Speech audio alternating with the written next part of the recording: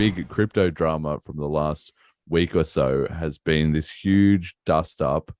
I guess you could describe it as several different industry influencer voices getting involved in this big sort of roundabout and at times acrimonious debate on regulation. You and I actually talked about this on the Digital Cash Rundown as well. People can check that out if they want to hear some thoughts of it there. But I'm going to take a slightly different angle to it here, and the story has also developed a bit since. So basically, it all started with Sam Bankman-Fried, who is the richest person in the world under 30. He's got some $25 billion or something like that, which he made by starting an exchange called FTX. Although that was the second thing he did. The first thing he did was called Alameda Research.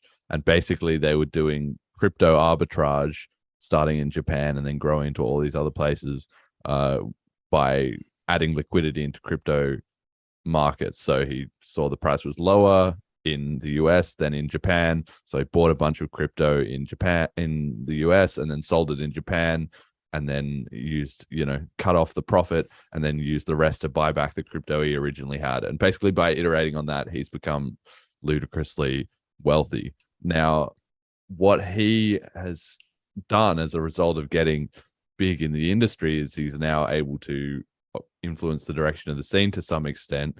And he's also a bit of a character. He's a bit of a weird guy in some respects.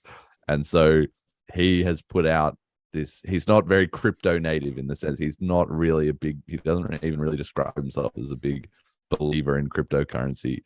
He just saw an opportunity and he took it. And he put out this post called Possible Digital Asset Industry Standards recently, where he was talking about what are things that the crypto industry can negotiate with or aim towards or whatever in dealing with regulators. So I personally didn't agree with much of this, but he was essentially advocating for everybody following or respecting, in his words, the OFAC block list, so the US government sanction lists, and saying, look, well, we need to keep protocols decentralized and censorship free, but we should also allow regulation, or we should basically proactively offer regulation of web front ends. So the actual website that you use to